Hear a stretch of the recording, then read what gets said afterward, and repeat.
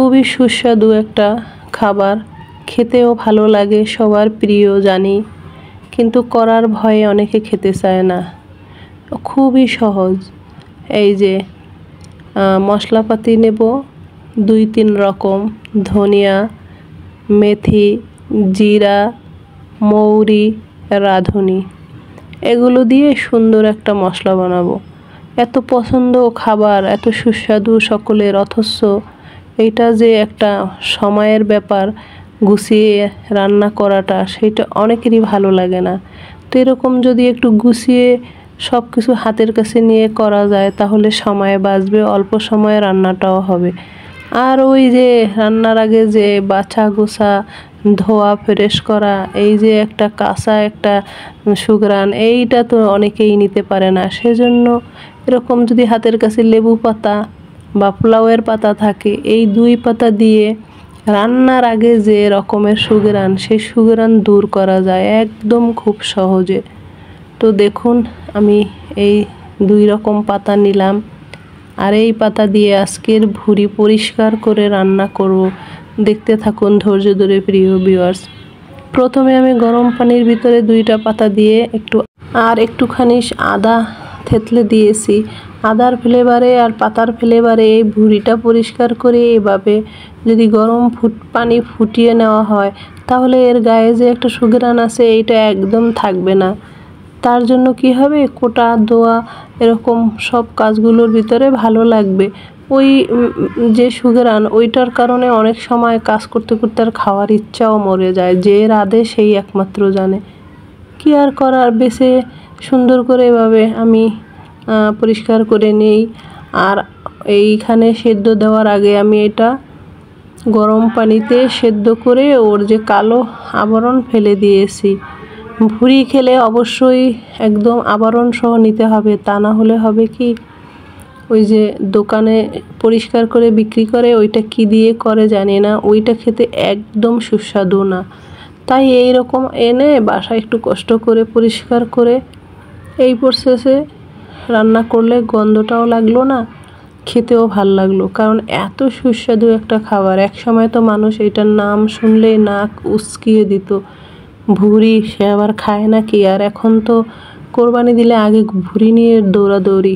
যাই হোক প্রিয় ভিউয়ার, সবার প্রিয়, আমার প্রিয়, সেই ভুঁড়ি পরিষ্কার করে কেটে ধুয়ে ফ্রেশ করে নিয়েছি, রেগুলার সাইজ করে কেটে। এবার এর ভিতরে দিয়ে দেব পেঁয়াজ, অল্প করে রসুন কুচি, সেই মশলা বাটা, হলুদ পাউডার, মরিচ পাউডার, স্বাদ মতো লবণ দিয়ে অল্প করে সয়াবিন তেল দিয়ে ভালো করে মেখে নেব। আর যেহেতু এইটা আমি মেখে নিচ্ছি, তো এটা আজই খাওয়া যাবে। অনেক সময় ভুঁড়ি হয় কি, জাল দিতে দিতে 2 দিন পরে খেতে ভালো লাগে, কিন্তু যদি একটু ভালোভাবে করে এই যে প্রথম দিনই খাওয়া যায়, 2 দিন রাখা লাগে না। আমি এটাকে মেখে তারপরে প্রেসারে দিয়ে দেব।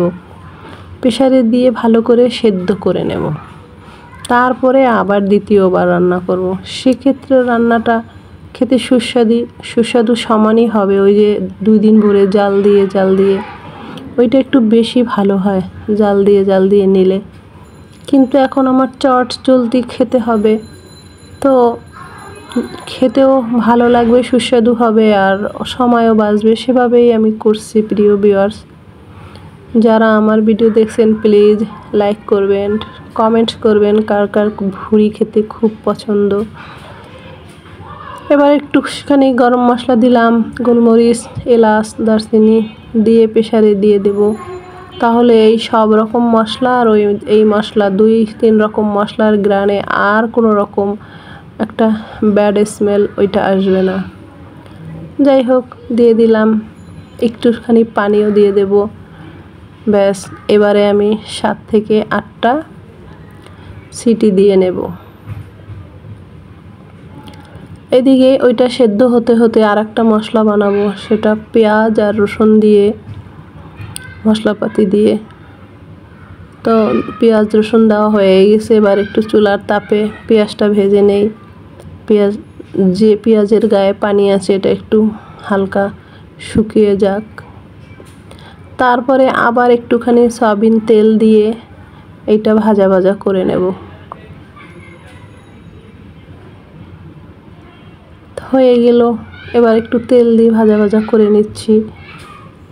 প্রথম তো শুধু তেল ছাড়া ভেজে নিয়েছি, পেঁয়াজ রসুন ভেজা ছিল সেটা শুকিয়ে গেছে।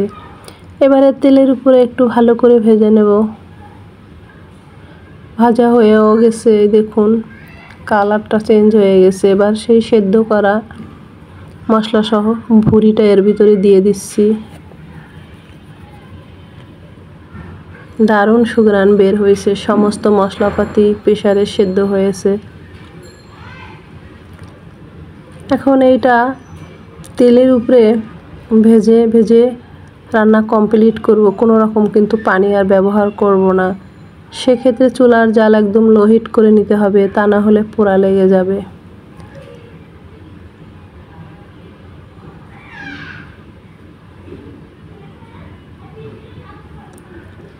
তেল উঠে গেছে, একদম মশলাপাতি ঠিকঠাক হয়েছে কষানোটা।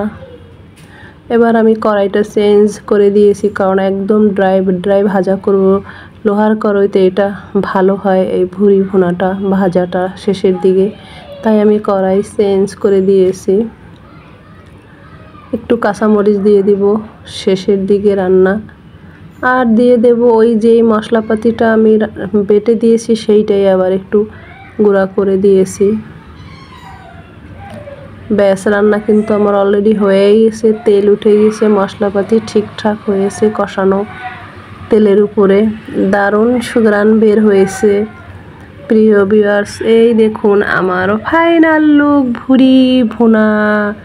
আজকের মতো এই অবধি, আল্লাহ হাফেজ।